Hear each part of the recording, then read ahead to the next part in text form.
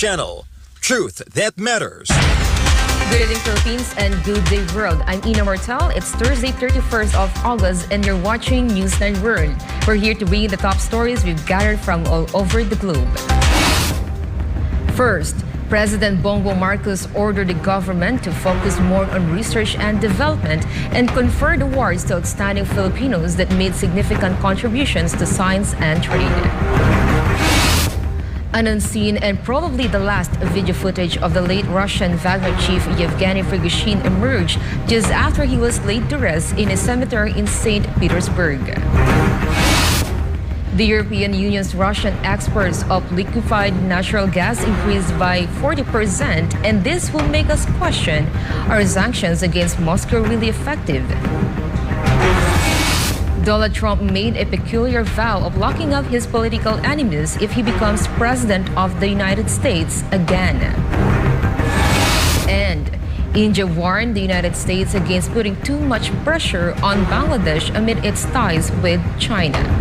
These and more for tonight's edition of Newsline World. First in the news, President Bongbong Marcos will leave the country again for next week for foreign engagements. Yna Mortel reports from Malacanang. President Ferdinand Bongbong Marcos Jr. will be back in Indonesia next week to attend at the events of the 43rd ASEAN Summit. President Marcos Jr.'s trip is in response to the invitation of Indonesian President and ASEAN Chairman Joko Widodo. Jakarta will be the center of various meetings attended by different ASEAN member states. During a press briefing at Malacanang, Foreign Affairs Assistant Secretary Daniel Espiritu stated that the president will depart from Indonesia on September 4 and return on September 7. The president's primary focus at the summit will be on the Philippines' interest in energy security and potential solutions the country can adopt to address climate change issues. He will also advocate for the welfare of the OFWs in the region and programs to achieve food security. The summit will also discuss various infrastructure projects each country can invest in mutually. There will be 5 infrastructure projects of the Philippines that will be included in the promotion during the forum. And all of them, airport development projects in Zamboanga, Busuanga, Sanga-Sanga in Tawi-Tawi, also in Brooks Point, Palawan, and there's another one in all in all there are 5 of them. The president will also participate in 13 bilateral meetings and various related engagements, including the ASEAN-China Summit. The issue of the South China Sea is also expected to be discussed during the meetings. Furthermore, the president will continue to promote a rules-based international order, including the 92 UNCLOS, especially in the South China Sea. The Philippines will continue to uphold and exercise freedom of navigation and overflight in the South China Sea in accordance with international law.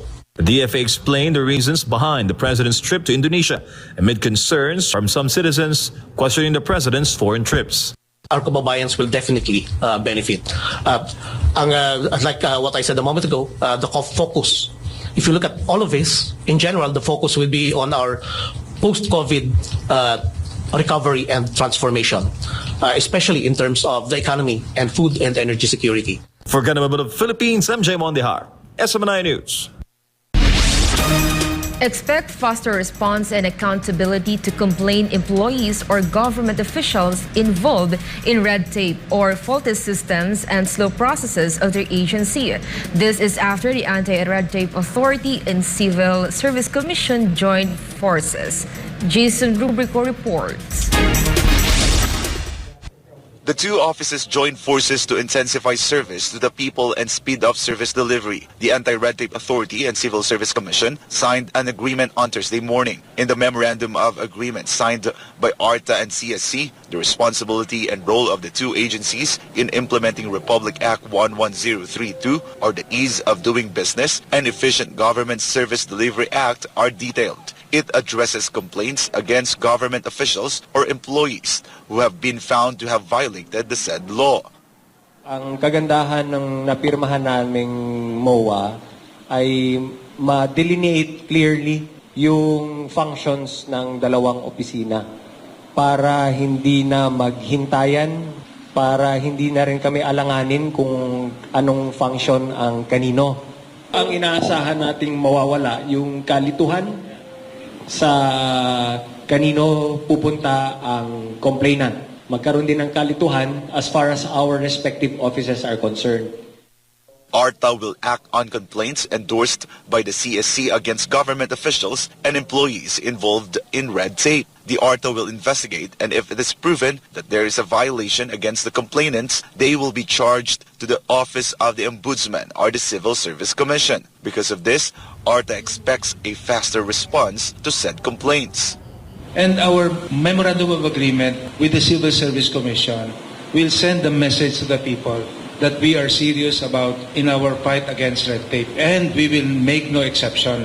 Pag nagkamali po and we will investigate, after due investigation, we will recommend the appropriate charges, whoever that may be. For faster reporting against government agencies, reports can be made at 8888 Citizen Action Center. ARTA said government officials cannot ignore the complaint. They must answer and resolve it within 72 hours. So this is really shows the message to the people that the government is serious about answering your concerns, complaints whatsoever, and that all agencies are mandated, directed to act on it within 3 days from referral by the 888. Otherwise, they will be facing charges. Aside from 8888, you can also report to ARTA's official hotline at 12782 or at CSC's contact center ng Bayan at 090888-16565 or at their telephone number 16565. For God and my beloved Philippines, I am Jason Rubrico, SMN News. President Ferdinand Marcos Jr. ordered the government to focus more on research and development. This coincides with the president conferring awards to recognize outstanding Filipinos in science and trade. President Qatarong reports. President Ferdinand Bongbong Marcos Jr. called on government agencies to focus on research and development, particularly in the fields of health, science, and technology. The president made the directive at the same time he conferred the Order of National Scientists and the Presidential Medal of Merit to 2 officials on Thursday, August 31st. Marcos emphasized the importance of intensifying research and development in various sectors for the country to face new challenges. He said, together with related industries, the government will develop a program to give attention to R&D activities and made the studies that will be the result of it available to the public. Dahil napakahalaga para sa ating mga kababayan na itong R&D hindi lamang sa healthcare kundi sa lahat ng sektor ng ating ekonomiya, ng ating lipunan ay dapat bigyan ng pansin. We need to now be very conscientious and put together a program wherein we can support in whatever way that the government can on research and development. Some of the diseases discussed between President Marcos and the awardees are diabetes, cancer, tuberculosis, and HIV, which are now becoming common in the Philippines. The president mentioned that they discussed about efficient ways to bring new technologies to the market as soon as possible. The chief executive also plans to include the private sector in the said effort for a whole-of-society approach.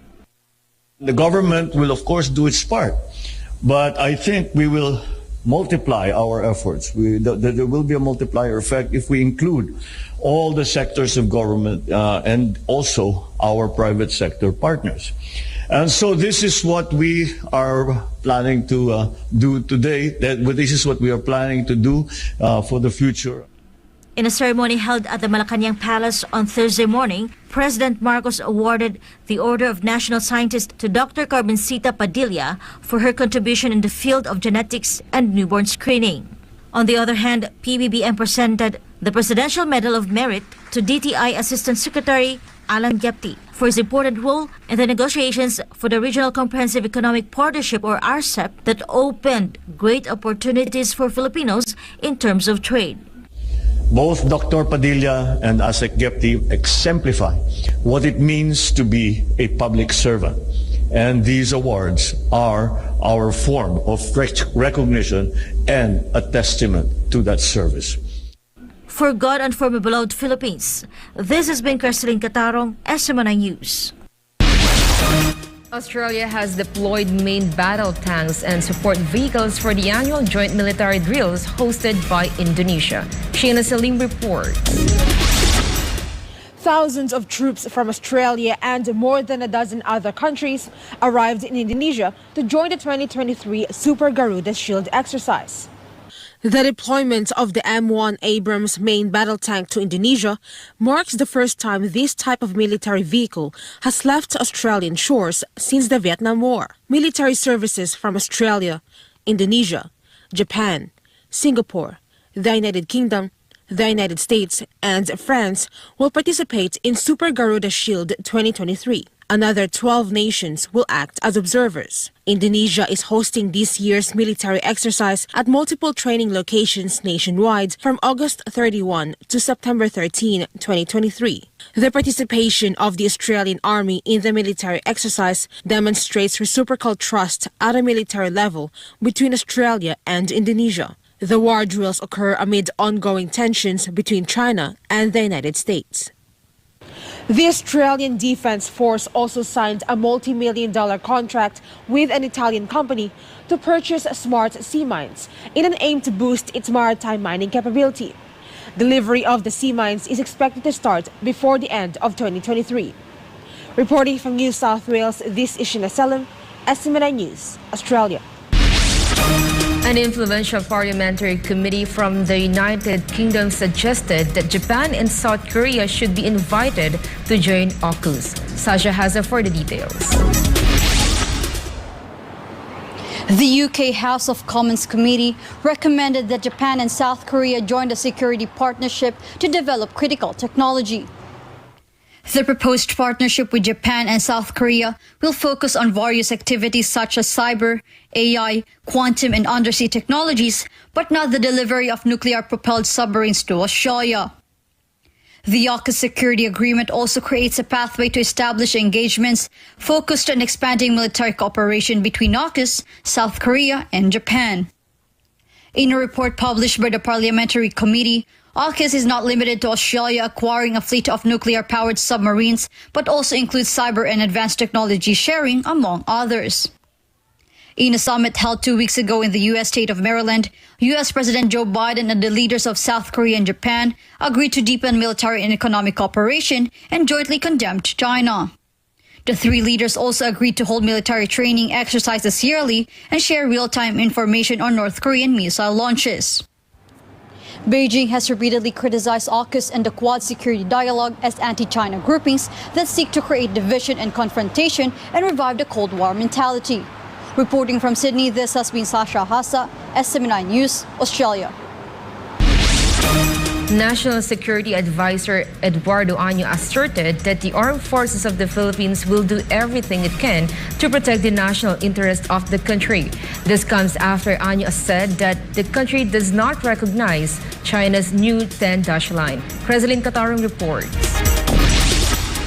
The Philippines does not recognize the new 10-dash line map released by China that covers Taiwan and a large part of the West Philippine Sea. This was announced by National Security Advisor Eduardo Año in a press conference in Malacanang on Thursday. Año said the Philippines does not recognize Beijing's 10-dash line because the 2016 arbitral award is final and binding. First of all, we do not recognize the 10-dash line. We do not even recognize the 9-dash line, much more the 10-dash line. The arbitral award is final and binding, and it gives us our maritime entitlement, our extended economic zone, our territorial waters, and even our extended continental shelf.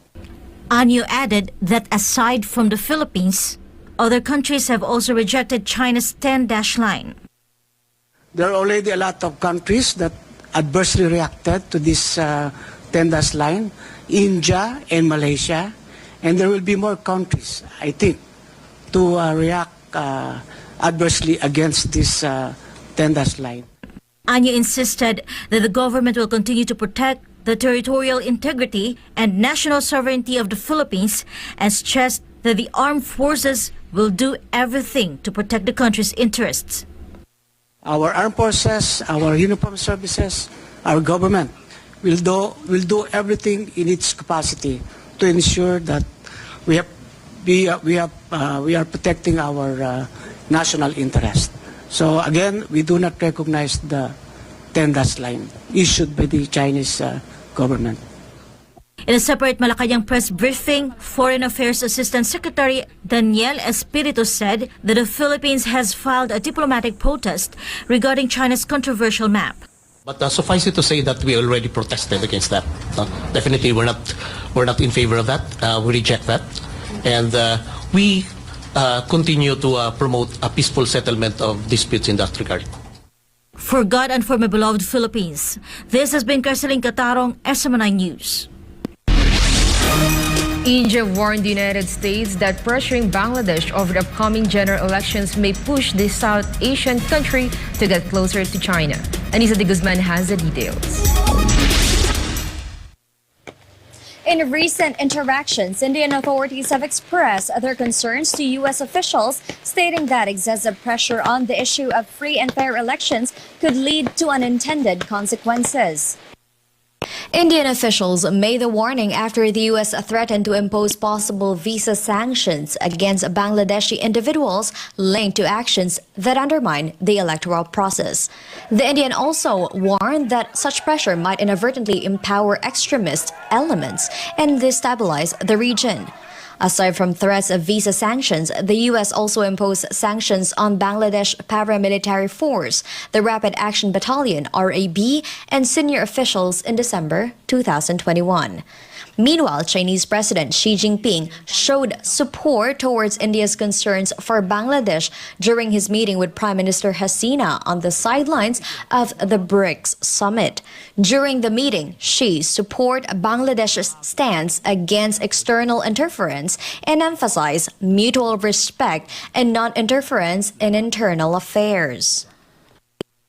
Over the years, China has been the #1 provider of military personnel training and military hardware to Bangladesh. Both countries has established nearly 50 years of diplomatic ties, while their strategic partnership was further enhanced through the Belt and Road Initiative. Di siya Anissa de Guzman, Draganchak Kuntep Mahanapon, SMNI News, Pratetay, Sawadika. Thailand plans to ease visa rules for Chinese and Indian travelers, as well as allow citizens from all nations to stay longer in the country. Chatmon Konpisa Maiguzon reports. Thailand's newly elected Prime Minister Srettha Thavisin is looking for ways to boost tourism revenue to nearly $100 billion in 2024. Chinese travelers were the largest group of the visitors to have visited Thailand before the COVID-19 pandemic, with 11 million of them to have visited Thailand in 2019. Chinese visitors, however, face a costly and complicated visa application process to enter Thailand, while Indian travelers need to pay 2,000 baht for a 15-day visa arrival. Newly elected Prime Minister Srettha Thavisin said he is planning to ease visa and immigration rules, as well as increase state limits for most international travelers. Srettha is also in talks with several airport executives and airlines to discuss ways on how to attract more foreigners in the fourth quarter. The new government aims to boost tourism revenue from foreign tourists to 3.3 trillion baht. Thai tourism officials previously said they are hoping for 2 million Russian tourists to visit the kingdom next year. Meanwhile, Thailand has recorded 17.57 million foreign visitors so far this year and is targeting about 28 million international arrivals by the end of the year. รายงานจากราชบุรี นายชัดมงคลพิสมัยโกศล SMN News ประเทศไทย สวัสดีครับ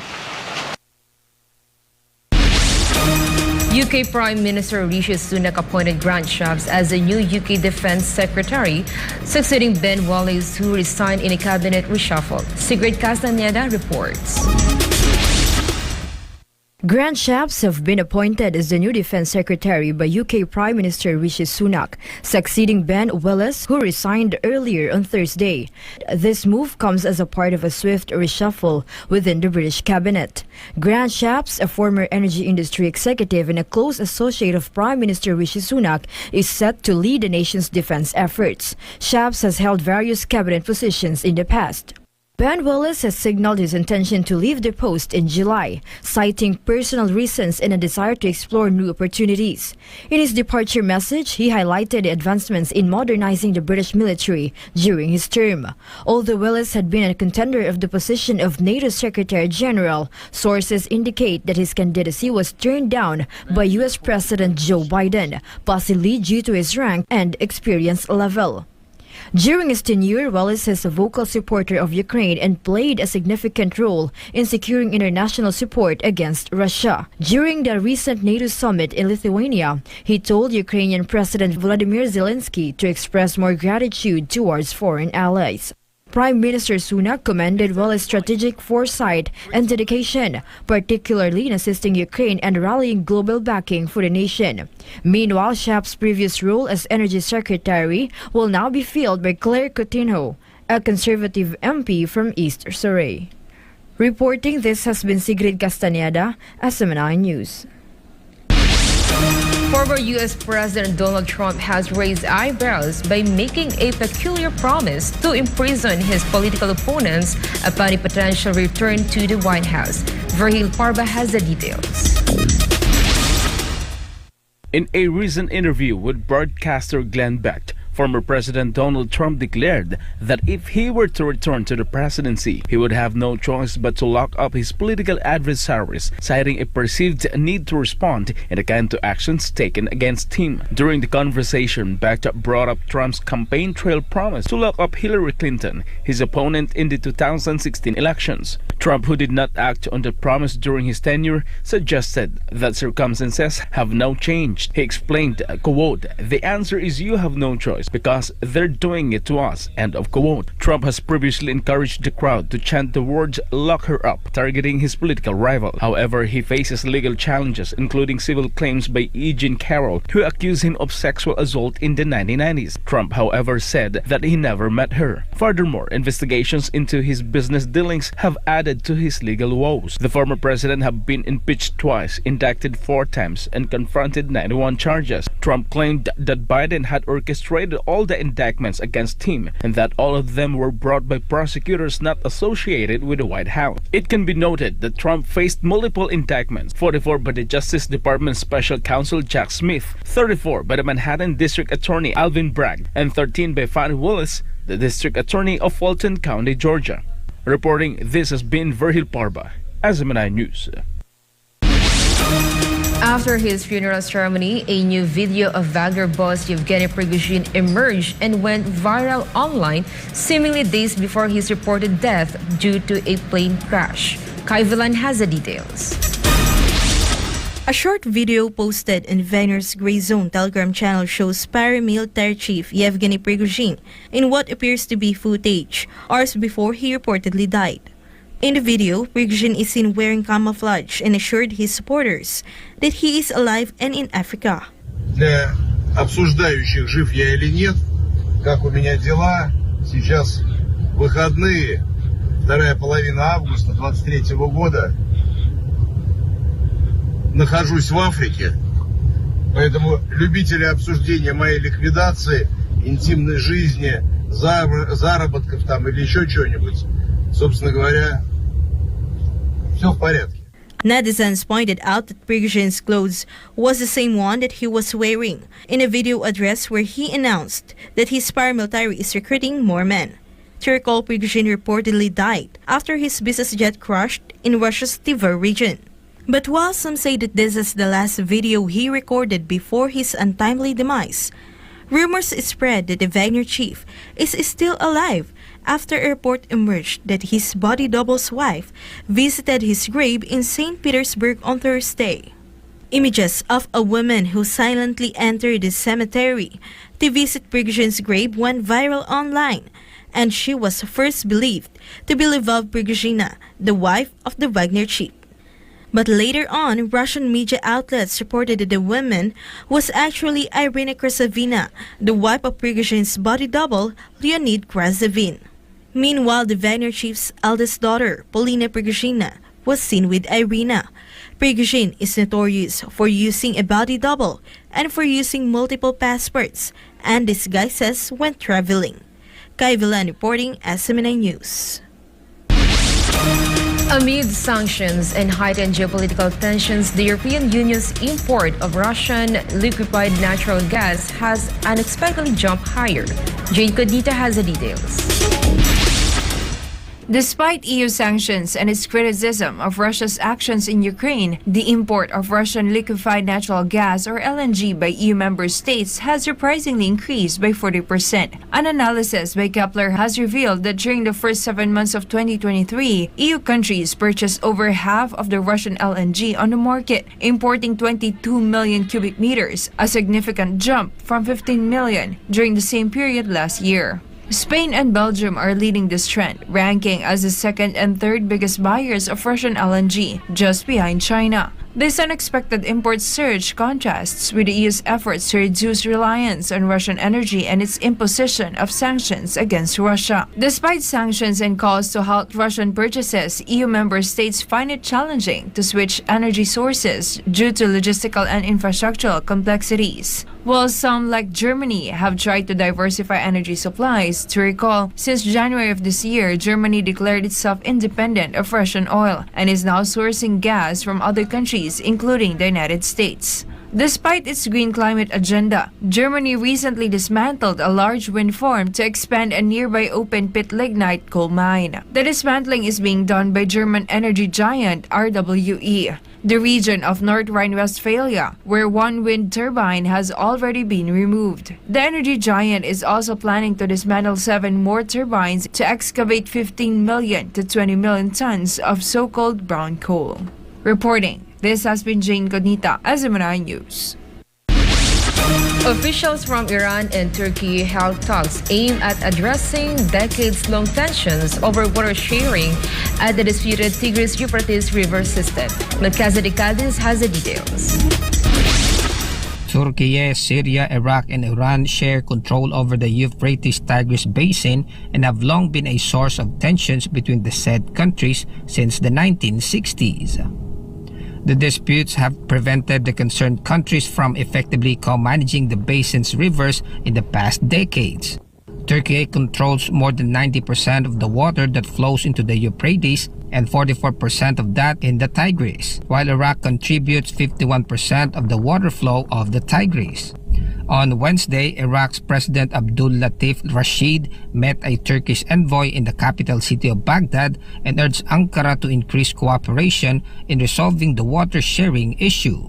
In May, Iraq called for emergency assistance from the international community to help restore the water flow in the Tigris and Euphrates as the country faces a years-long drought described as the worst since 1930. The Arab country has long suffered from water scarcity, affecting its agriculture, industries, and communities. Meanwhile, Turkish President Recep Tayyip Erdogan might visit Baghdad soon and address the oil dispute between Iraq and Turkey. It's been over 5 months since Turkey stopped pumping around 450,000 barrels per day of Iraqi oil through the Iraq-Turkey pipeline, resulting in millions of barrels of oil stranded in ports.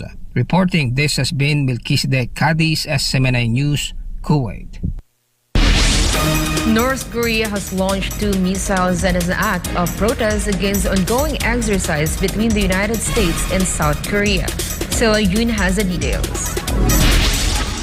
North Korea fired 2 short-range ballistic missiles at the waters of its east coast late Wednesday night in an apparent show of their displeasure towards the ongoing military exercise by South Korea and the U.S. In a report by South Korea's Joint Chief of Staff 11:40 p.m. and 11:50 p.m., 2 short-range ballistic missiles were sent off the capital of Pyongyang. Missiles traveled 360 kilometers before reaching the East Sea. South Korea and U.S. intelligence agencies are conducting comprehensive, meticulous analysis of the launched missiles' specifications. On the same day upon the U.S. launching the B-1B strategic bombers for its aerial drill with its Asian allies Japan and South Korea, North Korea hours later followed with its missile deployment. South Korean Defense Ministry said that the country's Air Force FA-50 fighter jets went on an aerial combat exercise along the U.S. B-1B Lancer bomber aircraft and F-16 fighter jets around the Yellow Sea on the Korean Peninsula. The drill was part of the Ulchi Freedom Shield, an 11-day joint exercise involving combined and interagency participation by the allies scheduled to continue until Thursday. Pyongyang believes that the drills by the U.S. and its allies are a rehearsal for an invasion. However, the Defense Ministry said the exercises were done to respond to North's failed attempt to launch a spy satellite. The JCS has underlined that North Korea's missile provocation, as well as its satellite launches, undermines the peace and stability of the Korean Peninsula, adding its actions are unlawful with its openly using ballistic missile technology. Seoul is Bugosala Yunimnida SMNI News, South Korea. In Japan, the country's prime minister and other officials ate seafood to show the apparent safety of treated radioactive wastewater released from their crippled Fukushima nuclear power plant. Kent Hashimoto reports. Japanese Prime Minister Fumio Kishida and 3 cabinet ministers ate sashimi of flounder, octopus, and sea bass that was caught from the Fukushima coast following the wastewater release last week. Despite rallies, protests, and strong opposition from various groups and multiple countries, Japan still proceeded and began to release nuclear-contaminated water last Thursday, noting that the process would take decades. According to the Japanese government, the safety levels of fish in seawater are below what is considered dangerous. On Monday, Economy and Industry Minister Yasutoshi Nishimura visited a Fukushima supermarket to sample the fish. Meanwhile, Kishida will visit Tokyo's Toyosu Fish Market to promote fish from Fukushima. In South Korea, President Yoon Suk-yeol also ate fish for lunch to promote and uplift the Korean fishing industry that was viewed with concerns due to the wastewater release. On the other hand, with the raging Chinese community, the Japanese Foreign Ministry urged Japanese citizens to be extra cautious in China due to the escalating harassment and violent protests against the wastewater discharge. Chief Cabinet Hirokazu Matsuno pointed out that stones were thrown in Japanese schools, consulates, and embassy in China. In response to this, Matsuno said that Japan will consider various options while continuing to work within WTO framework concerning China's non-science-based trade restrictions. Reports about calls from China targeting Fukushima government offices and nuclear plant operator were made. According to officials, callers were cursing and yelling in Chinese. Meanwhile, Chinese Foreign Minister Wang Wenbin said that his country has already responded to them and ensured the safety and lawful rights and interests in China in accordance with the law. China also urged the Japanese government to ensure the safety of their nationals to prevent harassment of the Chinese embassy in Japan. The Chinese embassy and consulates in Japan have been receiving considerable amount of harassing phone calls in recent days and disrupted their normal operation. The nuclear wastewater has brought grievous effects, damaging the reputation of seafood coming from the Fukushima area, and groups are still pursuing to repair the damage done to their businesses. Ijo Nihon Kara Hashimoto Kenta deshita, SMNI News, Japan. In the United States, Hurricane Idalia devastated Florida's Gulf Coast on Wednesday, bringing torrential rains and powerful winds. Jin Domingo reports. Hurricane Idalia's torrential rain and floods brought havoc in Florida. Image filmed in the streets of Tampa, Florida, showed fallen trees, destroyed infrastructure and property, downed power lines, poles, and damaged residential structures, while residents describe the challenging conditions. Originally categorized as a monster hurricane, the storm was downgraded to a Category 1 with sustained winds of 75 miles per hour as it pushed inland, with its sights set on the historic city of Savannah. Local reports say at least 2 people died due to Hurricane Idalia, while Tampa Bay experienced water levels exceeding 4.5 feet, surpassing the previous record set by Tropical Storm Ida in 2020. Bayshore Boulevard experienced flooding, but the most devastating inundation occurred along the Alafi River in Riverview, Hillsborough County. Idalia then weakened into a tropical storm as it turned its fury on the southeastern part of Georgia, resulting in flooding that trapped some residents inside their homes, and over 200,000 Floridians faced power outages. Reporting for Newsline World, this has been Jean Domingo at Sabalay News. After winning a silver medal, Iranian weightlifter named Mustafa Rajai was banned for life by his own country from competing after shaking hands with an Israeli competitor named Maxim Isversky in recent days. The pair both stood on a podium and posed for a picture at a World Masters Championship in Wieliczka, Poland. In addition to Rajai's lifetime ban, the Islamic Republic of Iran Weightlifting Federation also dismissed the head of the delegation for the competition, Hamid Salahinia, and the federation said a committee formed to represent veteran weightlifters has also been dissolved. To note, Israel is Iran's sworn enemy and Tehran prohibits all contact between Iranian and Israeli athletes. For years, Iranian athletes have refused to face Israelis in competitions and many times have been disqualified from tournaments or have bowed out of competitions on medical grounds. Meanwhile, in other news, in his Give Us This Day program, Pastor Apollo C. Kuboy talked about the power struggle unfolding among world leaders as evident in the U.S.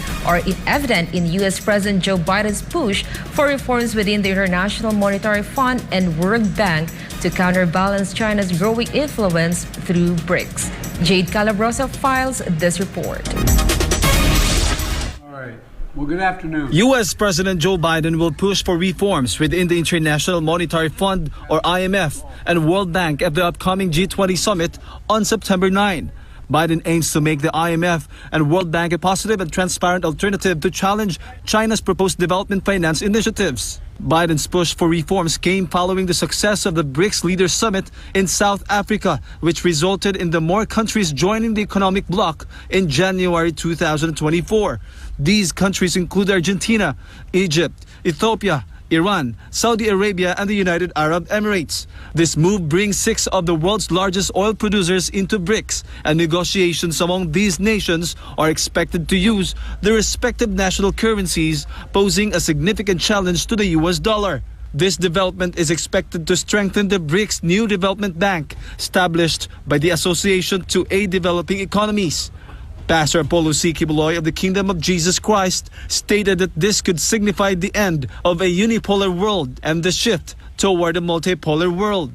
Yung G20 or a group of 20 is made up of Argentina, Australia, Brazil, Canada, China, France, Germany, India, Indonesia, Italy, Japan, Mexico, Russia, Saudi Arabia, South Africa, South Korea, Turkey, UK, US, and the European Union. Yung BRICS is composed of Brazil, Russia, India, China, and South Africa. At marami pang mga bansa yata ang sumasapi ngayon sa BRICS, ano?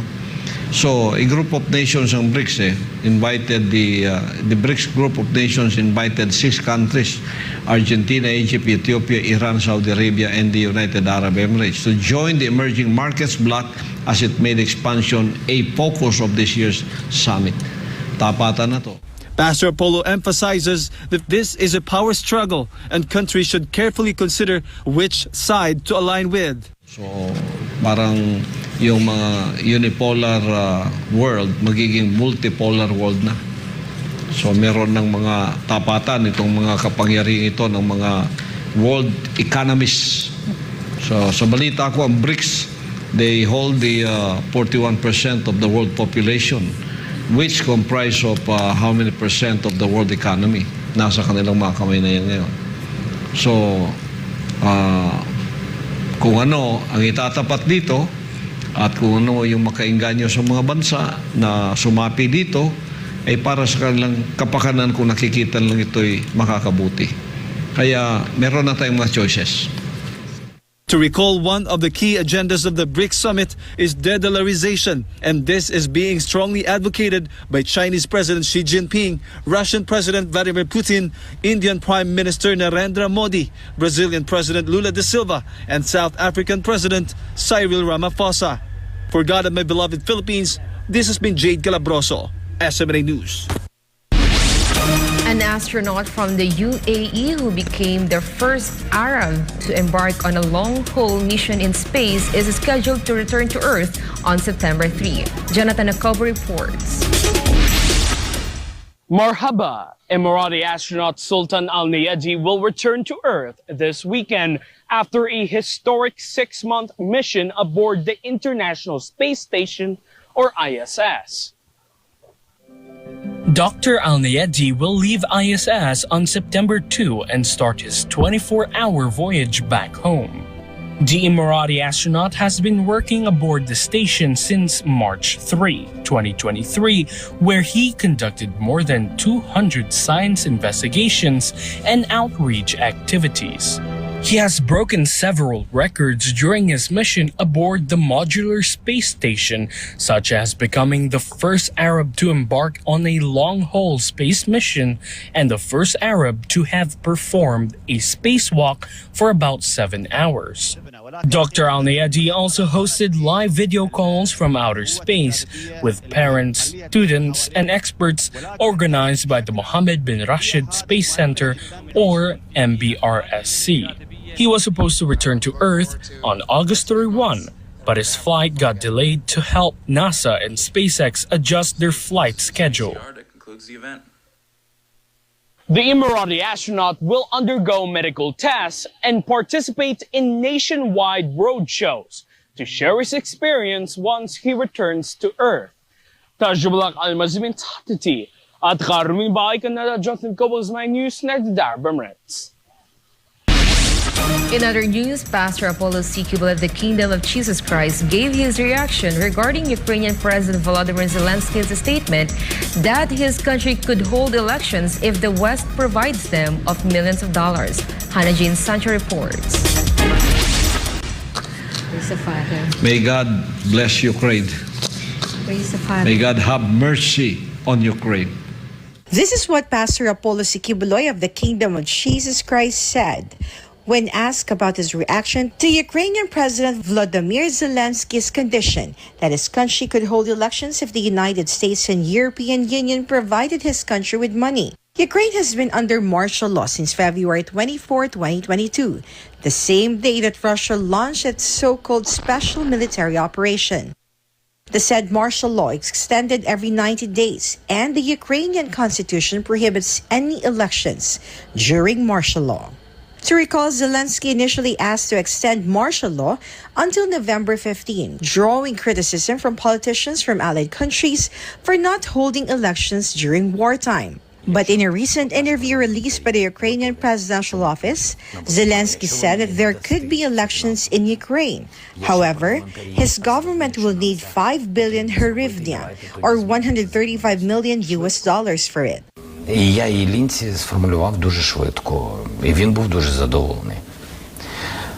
І якщо наші парламентарі готові, чому? Тому що нам потрібні тоді зміни до законодавства у Виборчий кодекс. Якщо я сказав йому, ви готові мені дати 5 мільярдів, тому що я не людина, яка займається бруківкою, і не зможу просто забрати з бюджету 5 мільярдів, мені здається, саме така сума потрібна на проведення виборів в звичайний час, а у військовий я не знаю, що це за сума, тому я йому сказав, якщо Сполучені Штати Америки разом з Європою дадуть нам фінансову підтримку, вибачте, я нічого не прошу, проводити вибори в кредит я не буду, забрати гроші від...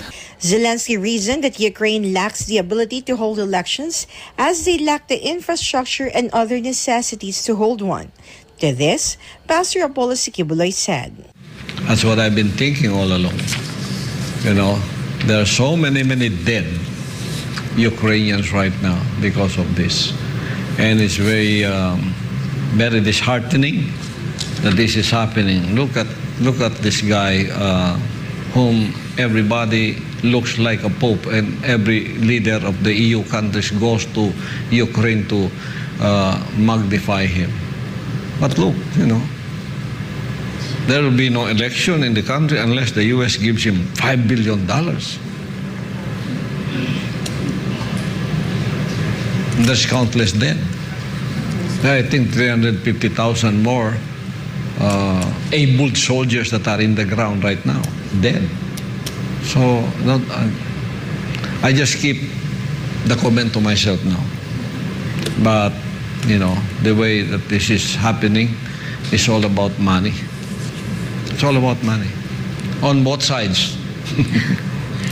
Praise the Father. May God bless Ukraine. Praise the Father. May God have mercy on Ukraine. Give them a good leader there. Forgotten my beloved country, the Philippines. This has been Hannah Jane Sancho, SMNI News. More news when Newsline World returns.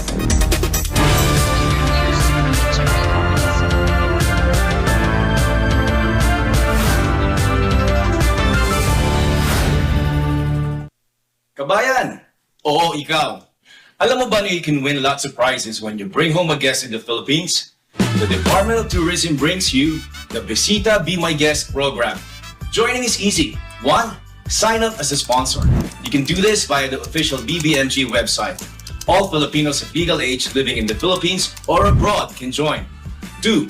Invite your guests. The more you invite, the more chances of winning. And 3.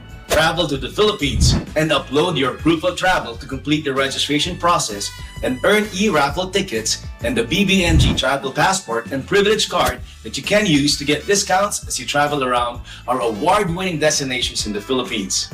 Join now and get a chance to win in any of the 3 raffle dates in 2023. So what are you waiting for?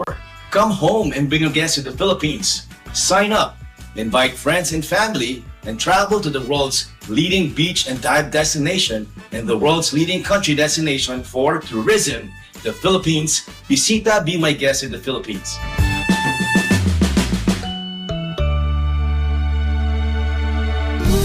The healthy way to lose weight. Edmark's Power 4 Slimming Program.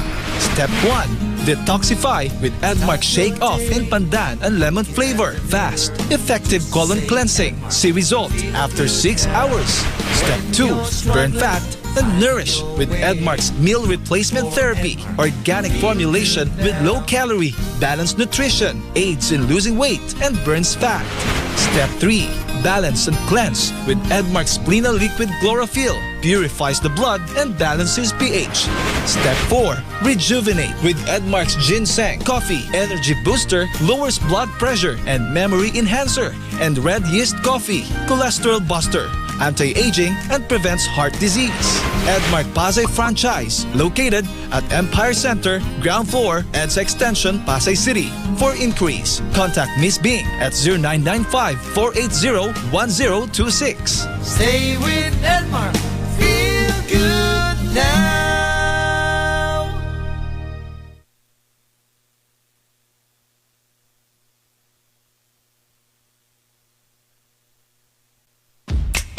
Hanap mo ba ay food cart business? At magsimula ng sariling negosyo na hindi kinakailangan ng franchise fee? Mura at abot kayang halaga? Narito ang S&D Food Carts para sa iyo.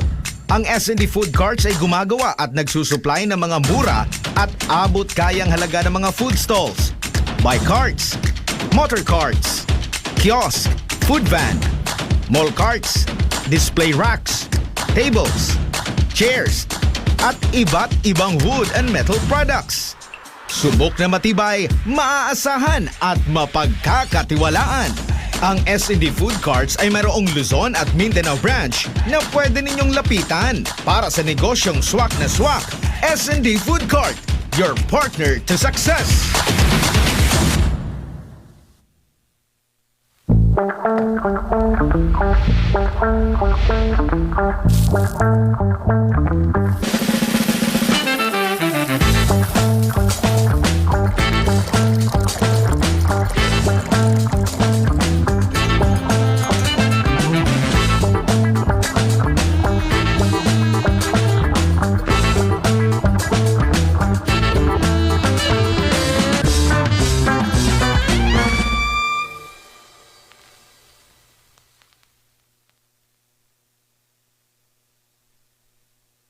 Si Mang Juan, si Manong Jess, si Manong Jess, si Mang Juan.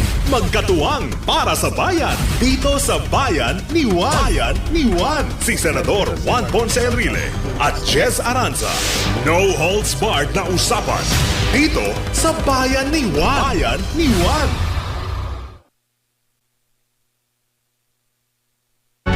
Welcome to SMNI. You're watching Business and Politics. I'm Dante Klinkang.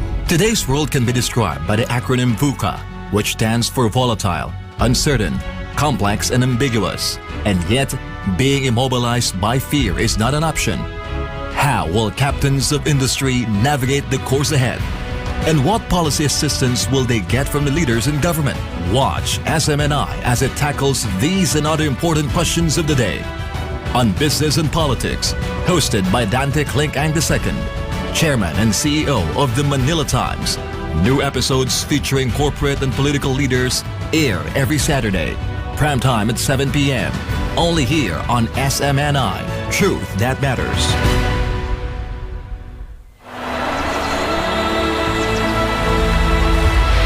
There is no country like the Philippines.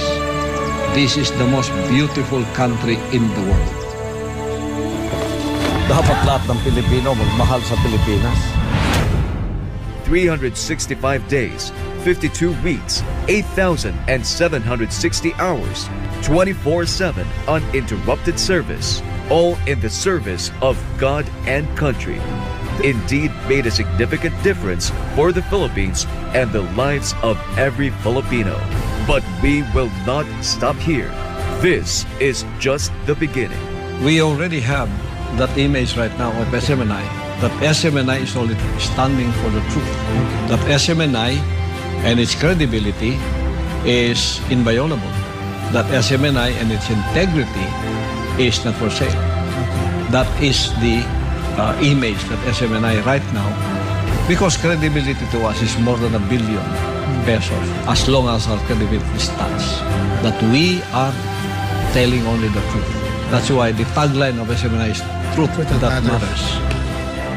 For nation building, for upholding truth over narrative, for our beloved country, this is SMNI.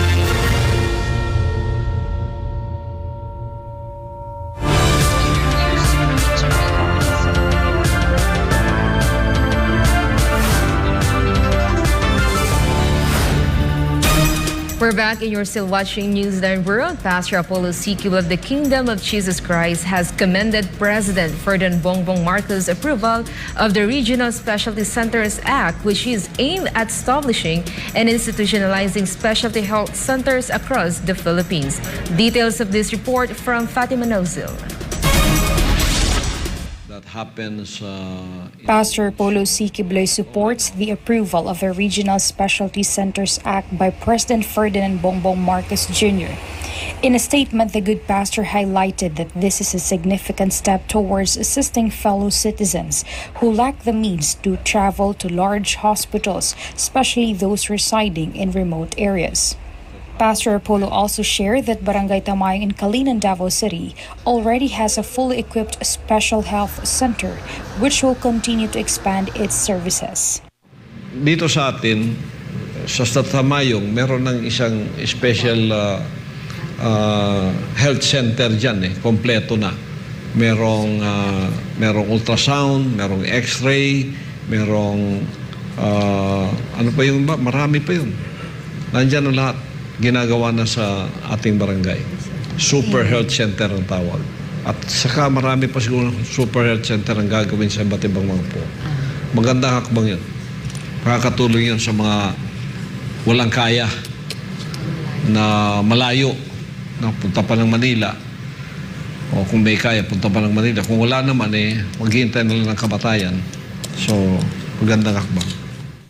It can be remembered that last Thursday, President Ferdinand Bongbong Marcos Jr. approved Republic Act No. 11959, also known as the Regional Specialty Centers Act. This law aims to ensure accessible and affordable healthcare services for all. The law also prioritizes the establishment of specialty centers for cardiovascular care, lung care, renal care, and kidney transplants, brain and spine care, trauma care, and many others. Reporting for Newsline World, this has been Fatima Nazil, SM9 News. In South Africa, a fire tore through a 5-story building in Johannesburg, killing dozens of people, including children. Lenny Lovido files this report.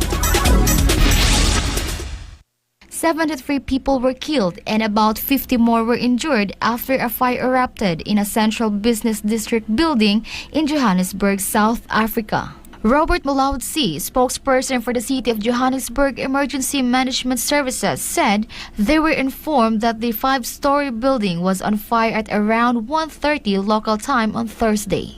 South African officials said the fire has now been extinguished. Authorities are still investigating as to what caused the blaze, and officials from the City of Johannesburg Disaster Management have started facilitating relief for affected families. Reports say the building had been turned into an informal housing and that the fire broke out at a time when many people inside the building were asleep. Authorities also described the building as hijack, a term for abandoned and broken down buildings that have been occupied by people who cannot afford proper housing. Reports say the building was owned by Johannesburg City and is considered a heritage site. However, it is not regulated by the local government. Reporting, this has been Lenny Lovido, SM9 News. Judgment call. This is what Pastor Apollo Sikibulay said in relation to the terrifying wildfires the world is currently experiencing. But why did the good pastor say this? Let's hear more details in Sara Santos' report. Canada is facing their worst wildfire season in history as over 1,000 fires burned, damaging more than 15 million hectares of land and leaving no province nor territory in the county spared. Ang Hawaii naman, recently, they also had a devastating fire in Maui, especially in the Lahaina city, na kung saan talagang napakatindi ng init na pati yung bakal natutunaw. In the most recent Give Us This Day program on Wednesday, August 30th, Pastor Apollo Sikibulay of the Kingdom of Jesus Christ said that the terrifying wildfires that is currently happening in various countries, including Canada, USA, Greece, Spain, Italy, Algeria, Tunisia, and Turkey, is a judgment call. The good pastor's statement comes after he was asked about his view as a spiritual leader on the consecutive tragedies caused by wildfires in the said countries. Here, Pastor Apollo shares that this could possibly be the fulfillment of the 2 visions he received in his younger years. So talagang matutupad na siguro sinabi ng banal na aklat na hindi na tubig ang gagamitin ng Ama para i-judge ang sanlibutan, kundi apoy na. Okay, ako may mga kapayagan dyan, hindi ko lang masasabi sa inyo ang bansa kung saan nakita ko ito'y nasusunog.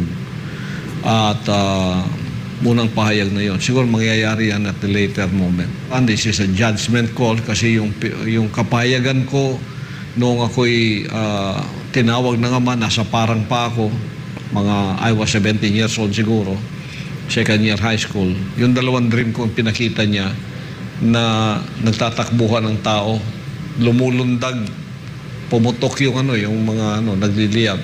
Lumundag sila sa dagat, nangyari sa Maui yun eh. Tapos, in a larger scale, sa buong sanlibutan naman, ang second dream ko, na pati ang langit, parang banig na ginaganon, but it was on fire. Kahit lumundag ka pa sa dagat, hahabulin ka ng sunog.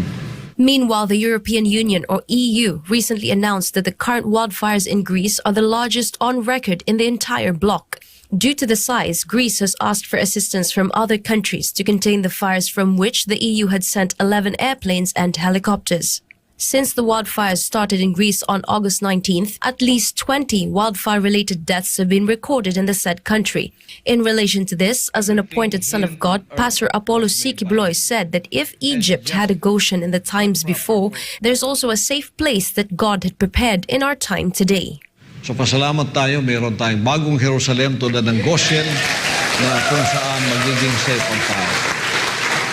Kaya when the world is under judgment, the Father always sets aside a place where all His people can go for safety.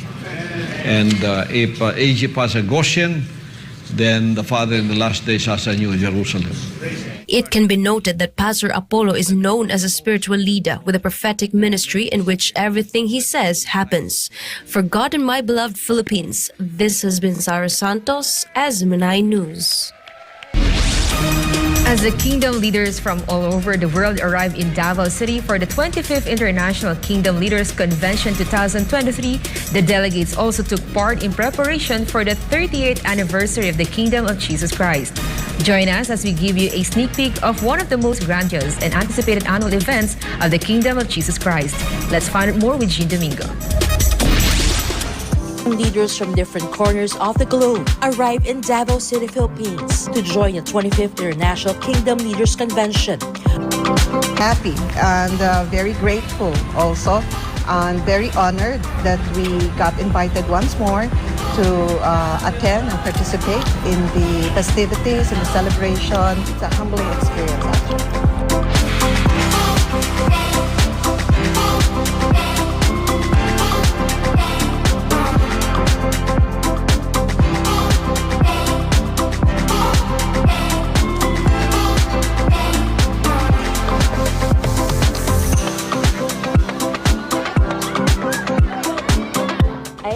To be recharged more spiritually, so I can be used more by the Almighty Father through His appointed Son. What I feel? Wow! I consider it a pilgrimage. The best travel that I will have, the pilgrimage to the New Jerusalem. Talagang yung pag-landed pa lang, ang una ko talagang inaabangan yung kingdom. So talagang na-surprise ako. Yung iba yung na-overwhelm talaga ako. Na ano ko lang talaga na finally makakauwi na talaga. I'm home. Oh, I'm so happy to be here after 13 years. Praise the Father. Thank you, Pastor.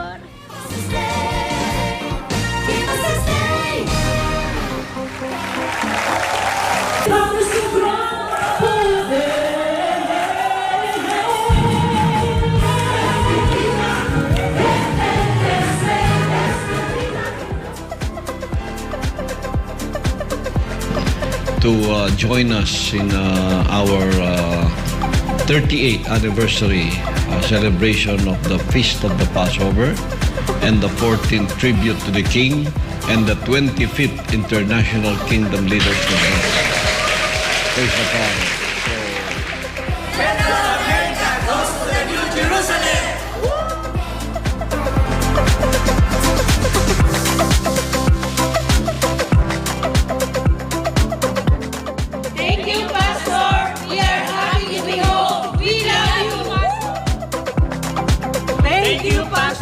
Feels good to be whole. Thank you, Pastor. It feels good to be whole.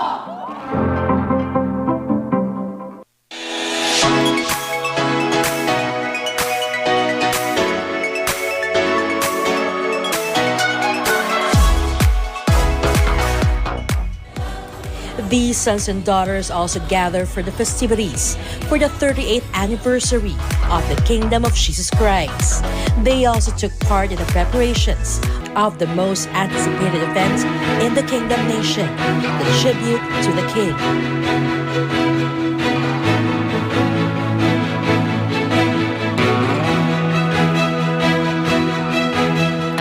Tribute is, as the name says, to pay tribute to the King, to give our the manifestation of our devotion, our dedication, our faithfulness, our loyalty to the Father Almighty, our Lord Jesus Christ, through His anointed and appointed Son, Pastor Apollos Kiblo, for all the blessings that all of us have received, including the salvation of our souls.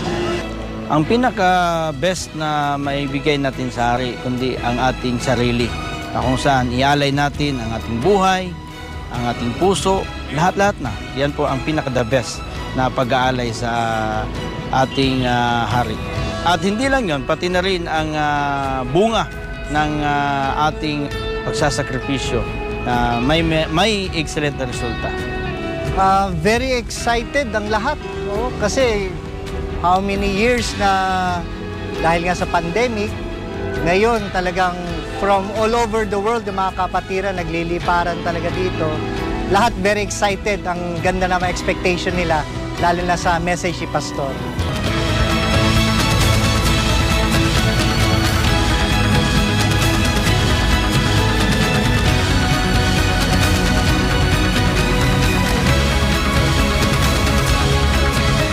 Continue to tune in only here on Sunshine Media Network International for more updates on the festivities in Davao City. Reporting for Newsline World, this has been Jean Domingo, SMNI News. And before we end, may you be inspired with the message of the appointed Son of God.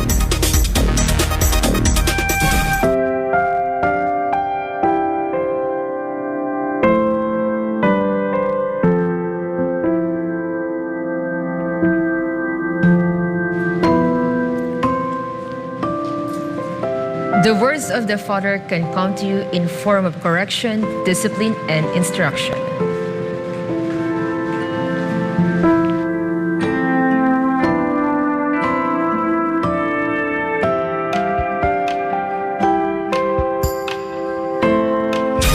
And that's all for today's edition of Newsline World. For more news update, you may visit smninewschannel.com or follow us on our official social media accounts on Rumble, Facebook, and Twitter.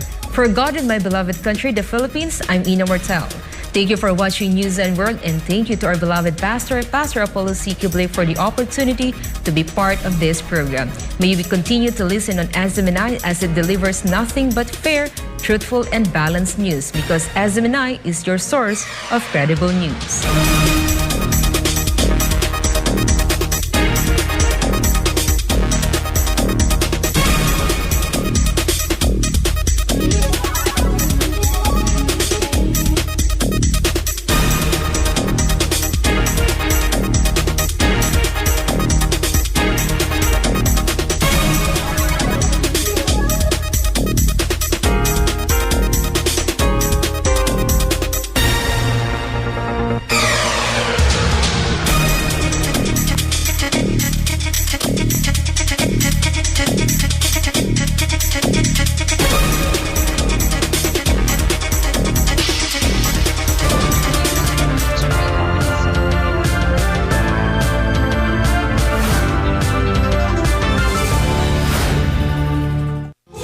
Subscribe to SMNI News Channel and turn on the notification bell to keep you up to date. Also visit our official social media accounts and join our community on Viber and Telegram.